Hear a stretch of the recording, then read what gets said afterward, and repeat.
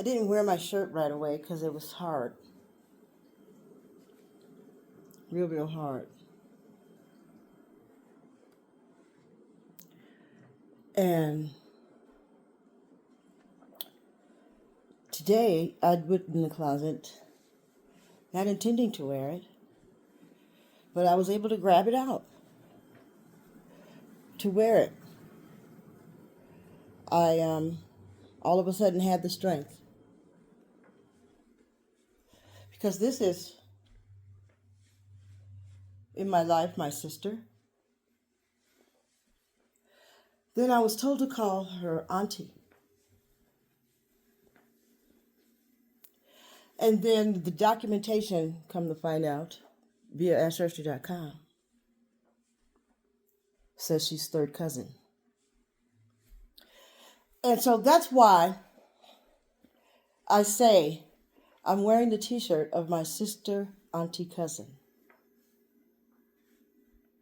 It's complicated. That's her right there. I think you might remember, if you see this, I think you might remember Mommy get beat up by Jay. Paperwork says John. That's still a relative, ain't it? It says John Johnson. That means, who has that name? Sister, auntie, cousin.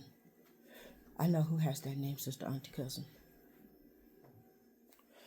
It's Israel Nero's father. Now, John Johnson's supposed to be a common name, but we're not talking like that.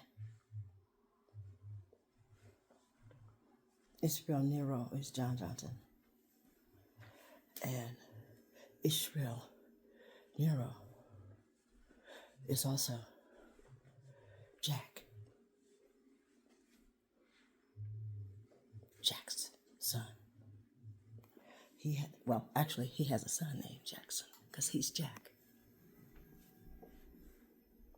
Jack's son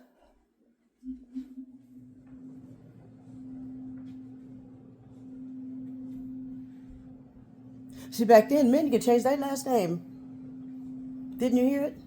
Now, I'm trying to figure out really what's going on here. Because if a girl is born,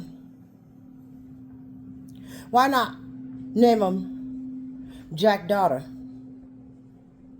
So they was making it easy for men to do something else that I know happened.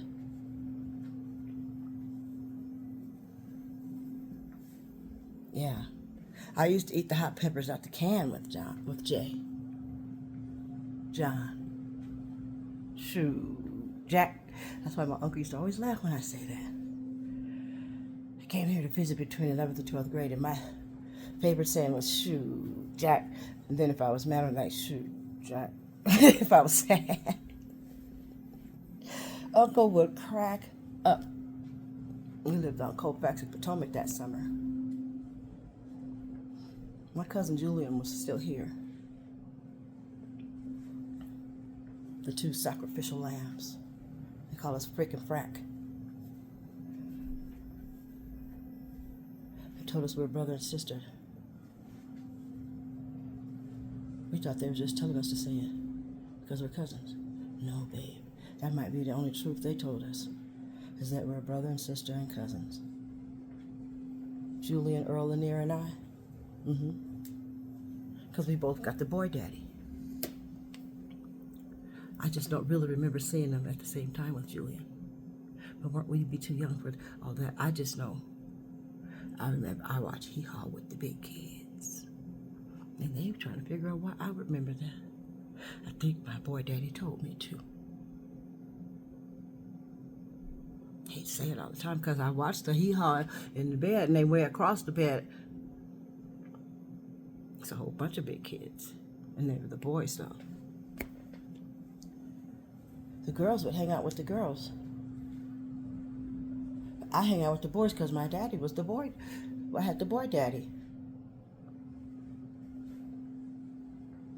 But they let me play with Janet because every once in a while, not much. That last time, they said, well, let them see her. They are sisters. Then I never saw her again. I thought it was... So there it is. Then, my brother calls him Elijah Wan. He was a Navy man in San Diego, and he had tickets to the Janet Jackson concert. As Lila said, she wasn't going. She don't like Janet Jackson. I was mad because I know for some reason I felt love in my chest for Janet Jackson.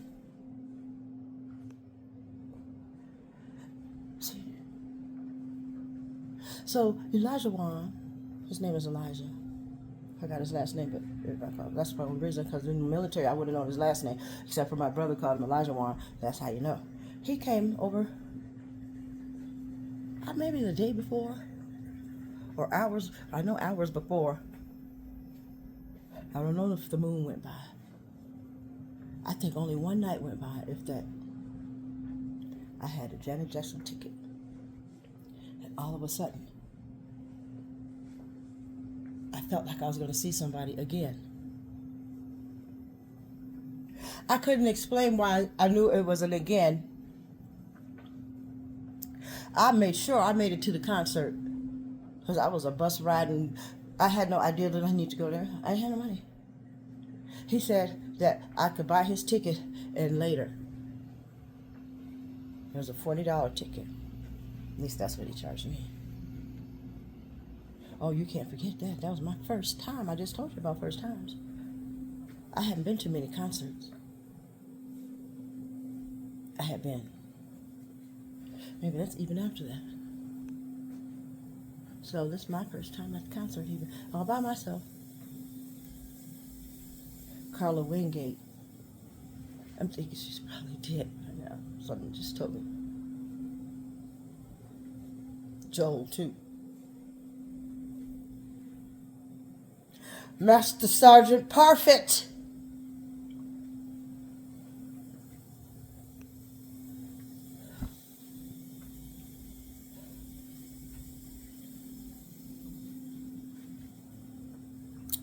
He was in the Air Force, so he had been in the Air Force. He was our neighbor in the apartment complex.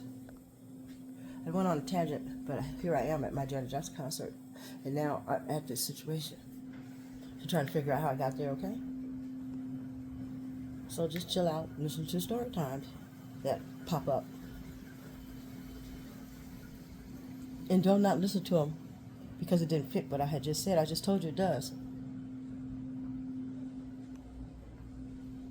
Carla ate Rob's carne asada. I had older friends too. Carla was probably my mom's age or older.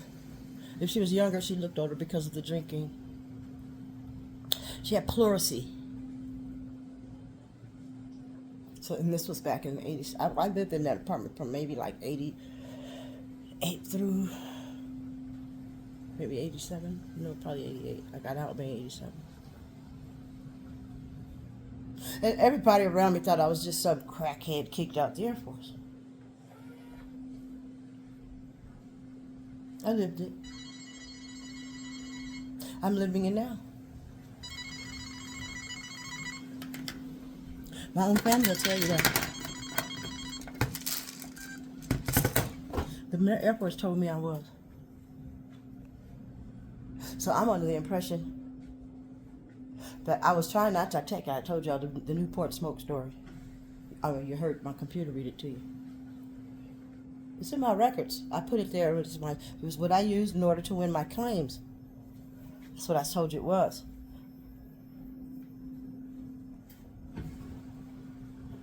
I got good receipts. You can't win no claim just by telling stories.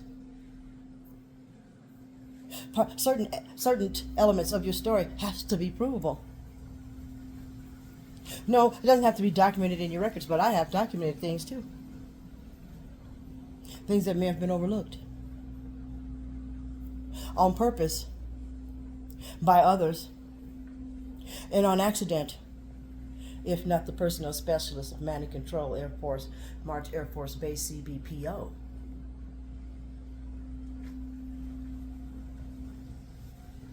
I didn't say I worked in the office that handles any of these pieces of paper. I only worked in management control. That's why I said that.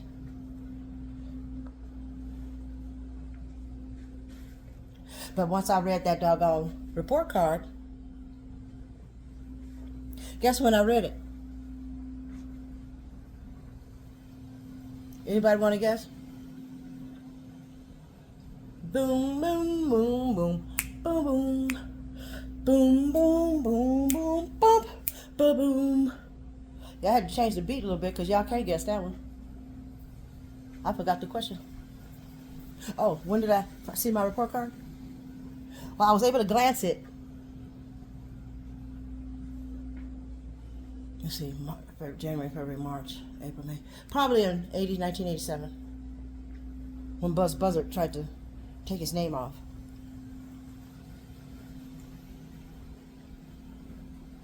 There's a pregnant little black girl.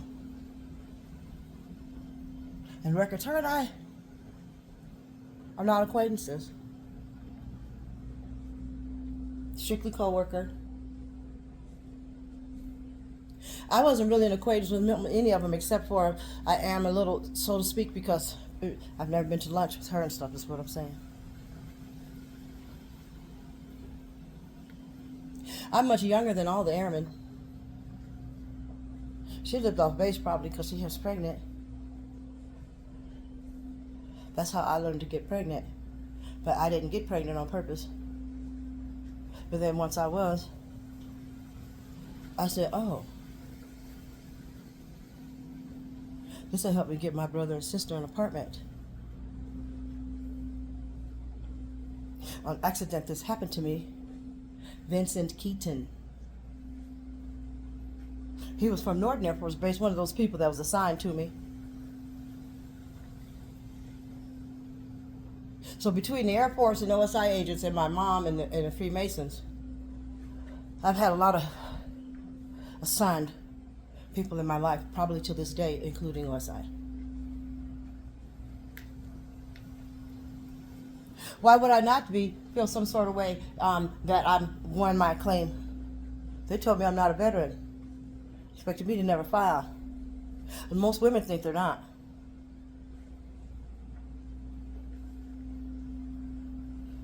But when I saw in there military sexual trauma, I said, I know when you get pimped out by the military, it's traumatizing.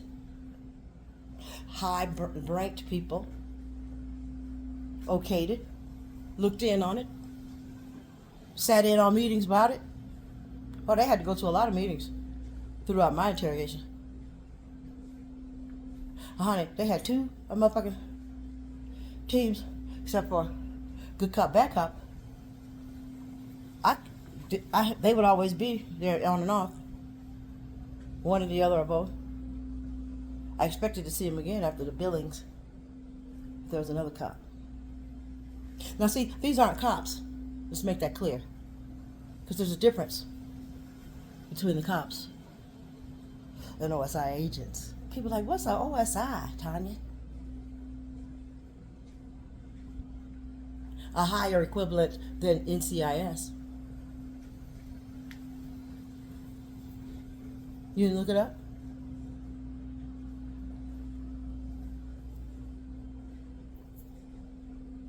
It's called Office of Special Investigations. You can just type that in there to come up. Look at what they do. What's their job?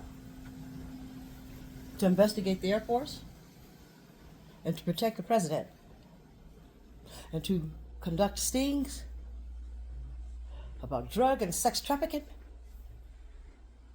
and to handle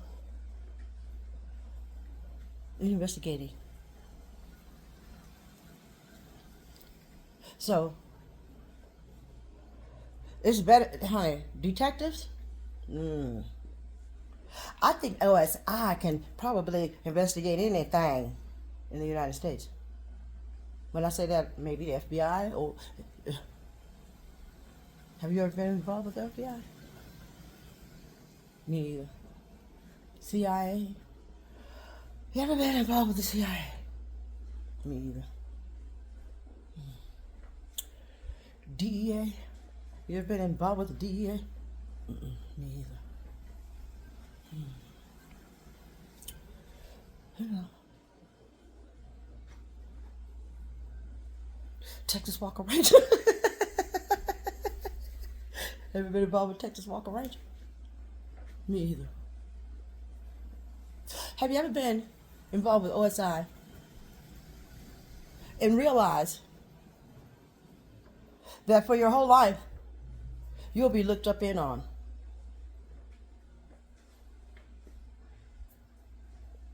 Them motherfuckers was trying to put me somewhere.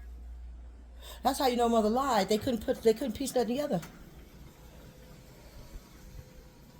Thinking that I picked to go to March Air Force Base so I could be next to some kind of drug tie in LA. No, bitch. I didn't even know that. It didn't come up in my interrogation. I knew that. Oh, we got to get back to that doggone report card. I knew that before reading the report card, but I found out around the same time, early 2000s. I never saw my proficiency report until 20-something, back when Obama was running for president. And I was running up and down the street. But I was ordering my records. And I was homeless, and I kept them in a good old shopping bag, one of them real good shopping bags from the mall. It's plastic, but it's a good kind. It didn't start breaking for like 10 years. You got to keep up with it. Sometimes you got to take it with you, and sometimes you got to leave it somewhere. Because you ain't trying to really open your papers and stuff and open that bag and spread it out and work on it. Might be someone smart enough to figure out what I'm doing with them. See, I had me a little old sugar granddaddy. He told me to order it.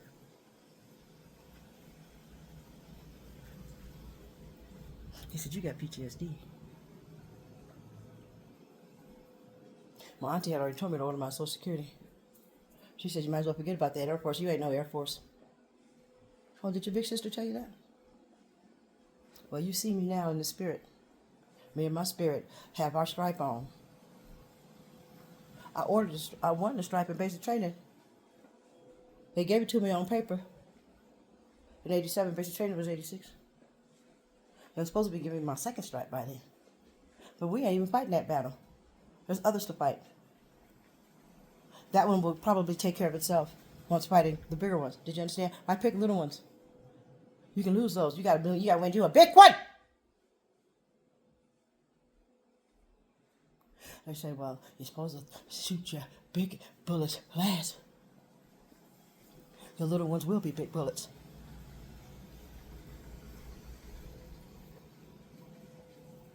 Because they're gonna be on top of all of that. Sometimes you hold all the straws that break camels' backs. Now, I just thought of something I was thinking earlier, maybe in this video or another one. I said, I've always known God ain't going to put more on my back than I can handle. And you kind of forget that while you're back. It's working. You got me home day and night, baby. Get up in your back. You got to be old to know that song. But you see, they got straws that break camelbacks. Now, so if you go around, see, you got to start putting these doggone sayings together. Why not tell somebody both those things? Shh, you, honey, they going to put that straw that breaks that camelback on you. Baby. You just don't know. The good Lord will never put more on your back than you can handle. Okay, so what does all this mean? Those two ladies could be in the same room, two old wise ladies, talking about the same person.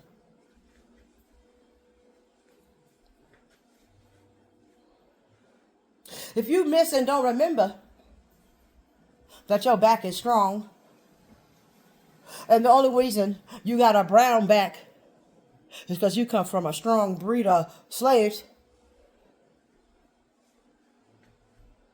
that lived long. That means they endured a lot of torture. Some of them might have fell off the hanging rope. They sure enough watched people hung. They're hanging you now with knees. So, you become a camel when you decide, because we already know that God ain't going to put more on your back than you can handle. So if you are somebody with a straw that breaks your back, who put that there? Somebody you allowed to put there. You allowed evilness, the devil. Hey, this is what this is supposed to be about. This is what this is supposed to be about. God put my stories in real quick, real clever, so I come around to it. He know how to make it go round about to the story I want you to get to, Tanya.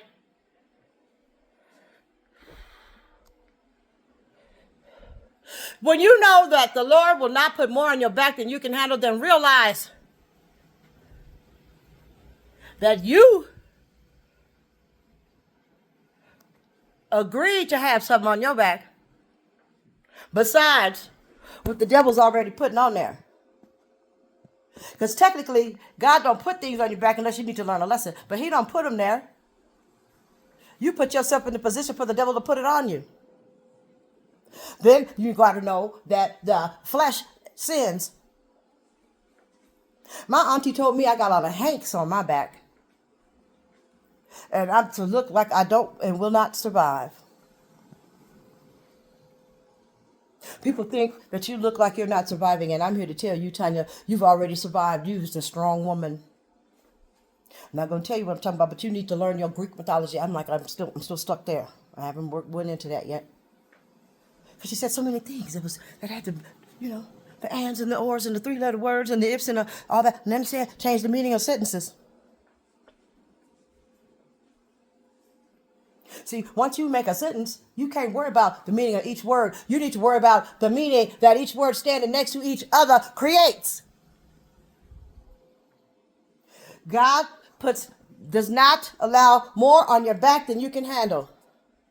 So if you feel like you're weak, that's when you're feeling like you want to retaliate or be mean or be grudging. Evil things come from that.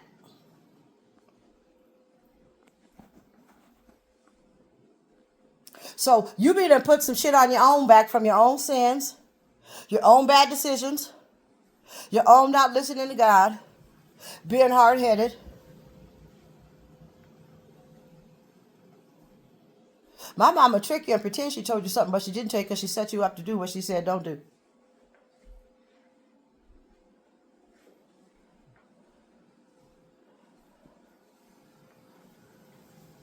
That's what Michael Jackson's mama said. Mother used to say, be careful who you love. Don't go around breaking young girl's heart. His mama set him up with my mom and auntie. Be careful what you do, who you love, while someone is loving you. Hey, hey. Billie Jean's not my lover. It's just a girl that I won in the round. A set-up game. The round lets you know it's a game because they have boxing matches in the boxing rounds. In the boxing matches. Let me see, because my daddy don't curse. So you're supposed to listen to what he said for the curse word. He's very elderly talking. So we got to go back and listen to a lot of things he said, huh? He said, because the lie becomes the truth. Hey, hey. I'm a lie that became true. And I'm trying to tell the truth. And it looks like I'm crazy.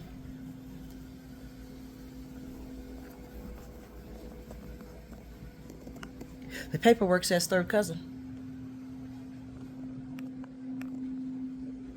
He said it like this. When he did that dance, let me see. He said like this. That ain't no dance. He said, a shot. Get the blood out. That's my goddamn daddy. I can see what he said. We just alike. How else would my heart still be soft? Jeffrey Lee King and Marcus King, they got little old Martin Luther King blood in them. Better look at Mr. LaRoyal King and look at Martin Luther King and notice they got the same receiving headline in high school and same lips, same everything. Might be.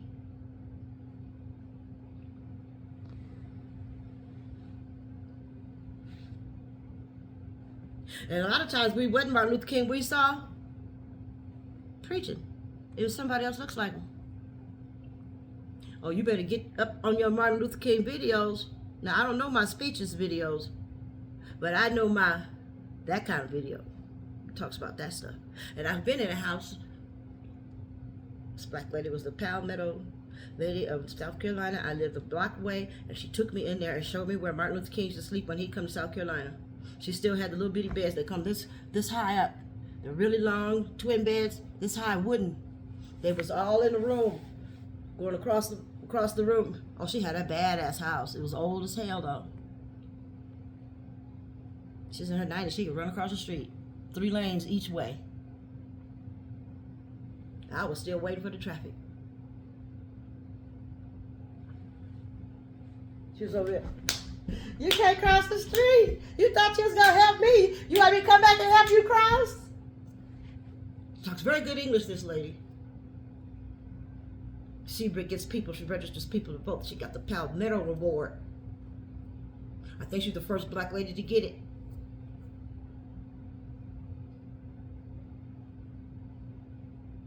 She's a teacher. I think her nickname was Mama. And I could tell she knew who I was by looking at me. That's why she showed me that Martin Luther King stuff.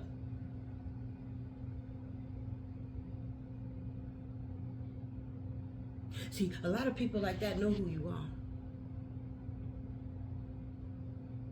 I didn't grow up in South Carolina. I just lived there a few years.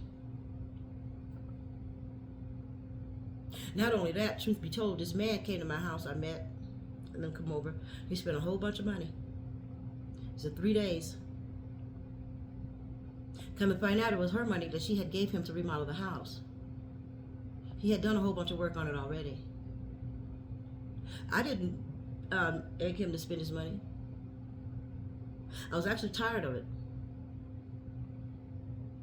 He'd spend it in a way where you can't get none anyway. Because I wasn't using my coochie. I'm the accountant. Why should I? Use your brain. These men are running around here supposedly using their brain. So we thought they sucking and ducking with their pussy and mouth too. Your husband be out overnight?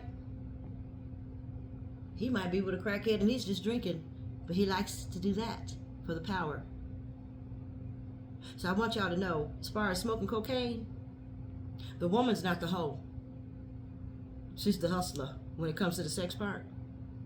The man is the extreme hoe. Won't nobody tell you the truth but me. Not like that.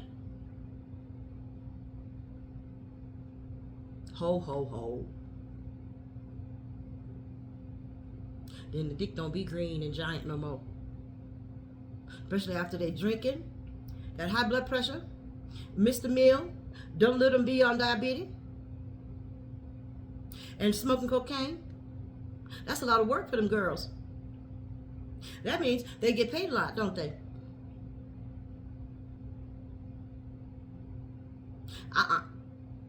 I'll give me a few, the same ones every month. I don't like the men that have to hustle to get their money, because I'm dependent upon that for my next month's toiletries.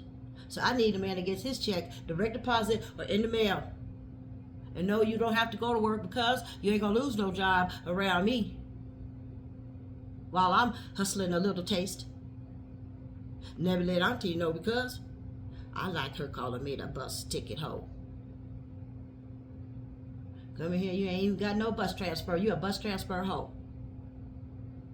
I like it like that. That way I won't be pimped, would I? See, that was supposed to hurt my feelings. That's supposed to work on you so you go out there and come back in with at least $1 next time. You dial up transfer. You ain't even got an all-day pass.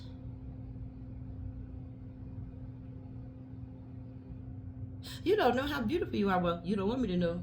Because I'm probably more beautiful than the Playboy bunny who I'm talking about. I love me some Auntie Marshall, though. Don't mess with it. That's that Stockholm syndrome, but that's also that unconditional love for your family.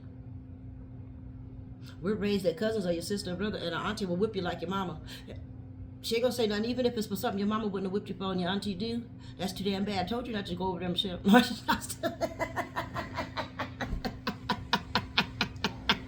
You could get a whooping for something at Marsha's house that Micheal let you do, and the opposite over there, and they do that to you on purpose.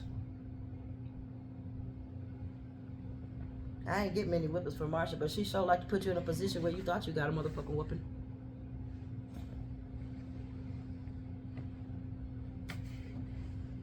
So, I got on my sister auntie t-shirt, and this ain't the same auntie, this ain't Auntie Marsha. I don't call her Auntie Janet. I used to not even call Auntie Marsha auntie. I called her Marsha. And I called my mama Micheal, and that's what I do again now. Because that was their name until I got in 6th grade. The kids was teasing me. Otherwise, then as far as Marsha and Michael, I just started calling them that. I asked them. But their name is Micheal, Marsha, and Michael. And I know this, and that's why I figured I was taken away from Micheal, and then it was my mama on paper somewhere. Got a lot of motherfucking daddies and mamas.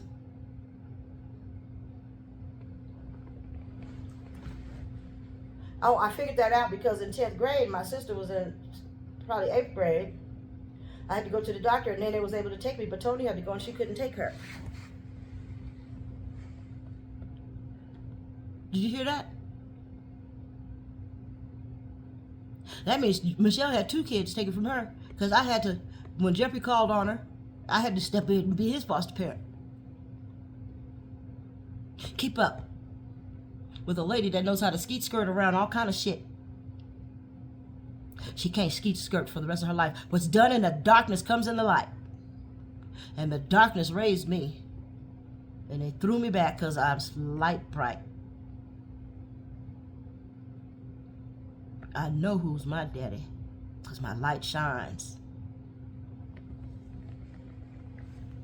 Now, who you think that angel of music is?